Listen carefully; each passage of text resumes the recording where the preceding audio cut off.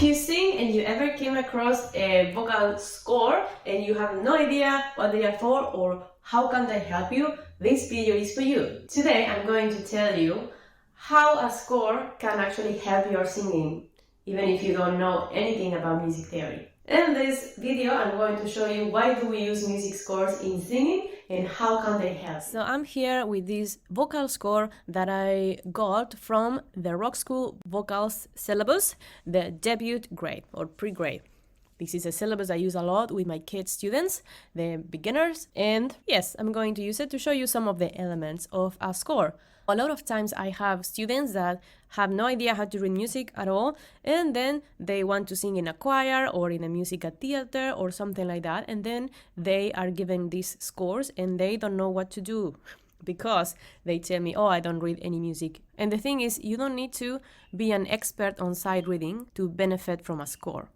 Of course, you start from the beginning. You are not supposed to go from not being able to know anything about a score to sight reading everything from zero with no reference, okay? So the first thing you have to do is to get familiar with the elements of a score, and that is what I'm going to be showing you now. So we have this score. It's Imagine by John Lennon. It's an arrangement by Rock School, as I said. The first thing you can see here, it's a quarter note here. This is called a quarter note. I'm going to do a video about this soon, but for now, just know that this number here means that the tempo of the piece is 72 beats per minute. If you have no idea what that means, let's just find it here. We have 72 beats per minute. Hopefully you can hear it. Yeah, so that is the tempo. Imagine there's no heaven.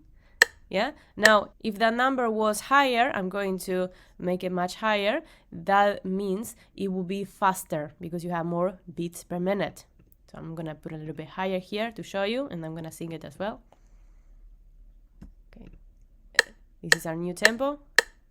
Imagine there's no heaven. In the same way, if I go slowly,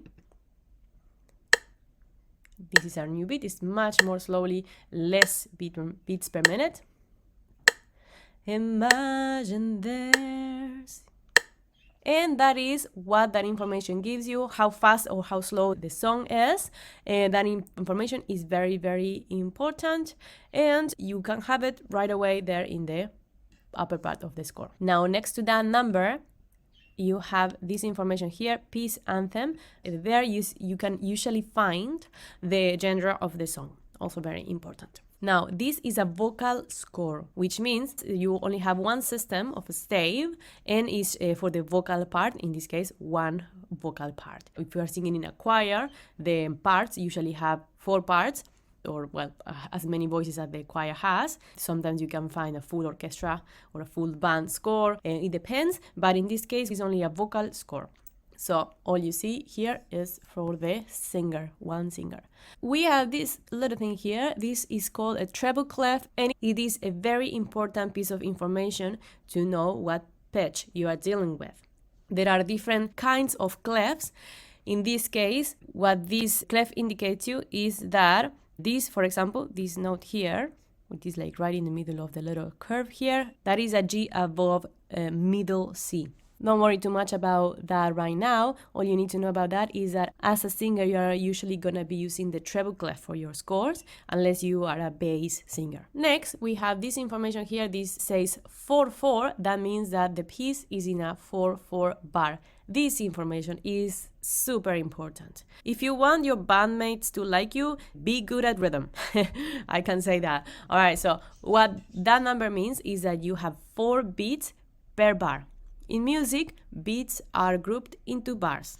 And what this information gives you is that you have 4 beats per bar and that those beats are measured in quarter notes, as you can see here. There are different kinds of bars and time signatures, but the 4/4 one is the most common, and that's why I am showing it to you.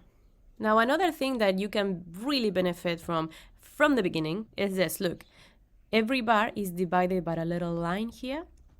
And if you look at this score, you can tell right away that you have 4 full bars of introduction in which you don't sing. There are no pitch notes here. It's only a rest of 4 bars. So you know that you wait for 4 full bars. And here what this indicates you is that you start singing right before beat 2. Don't worry too much about that right now because I'm gonna talk about note values in another video. But for now, just know that you sing 1, 2, 3, 4, that's 1 bar, and you wait 4 of them, 4 full bars, and then you start in the 5th bar. That's when you start singing. Yeah. If you have a score or something similar, you don't have to guess anymore when to start singing. It's there. You just have to count beats. It's great. All right, so I'm going to play the backing track for this song, also using the material from the Rock School syllabus. And we're going to count beats. We're going to do that together. And then we're going to see if it is possible to start right before 2. Let's try that. Imagine. 1, 2, 3, 4. 1, 2, 3, 4. 1, 2, 3, 4. 1, 2, 3, 4. 1, 2, 3, 4. 1. Imagine. Yeah, so I started right before beat 2, and so that's how you can figure it out at the beginning. Of course, once you resolve the song and you got used to it, you don't have to count anymore, you just know. But this provides a real shortcut to be able to learn these songs much faster. Now, of course, you also have more information here, see? You have, for example, the information of how long to wait in between phrases. This would be the music playing, but you not singing because they are rests. And what is the exact rhythm of the song. Of course, you can modify it to make your own version, but understanding the original information really helps you to have the freedom to create your own version. All right, so if you are completely new to music, these notes here, these note values are not going to make any sense, in which case I would recommend you to join my new online subscription, because I'm going to be teaching vocalists not only how to sing and to prepare songs from complete scratch, but also how to be a real musician with the voice, meaning you're going to be able to understand this and to practice it with me every week as well. The next piece of information that you have here is this kind of interpretation marks are called, and they are a lot of different ones. This one in particular, it means mezzo forte. Forte means loud. Mezzo forte will be moderately loud. So it is a dynamic mark. It tells you how it's recommended that you sing that piece. Might not be too relevant, perhaps when you are doing your own version, but if you were singing in a choir, for example, or in a musical theater part, then that information will be really relevant, and you will have to be able to work with that at some extent.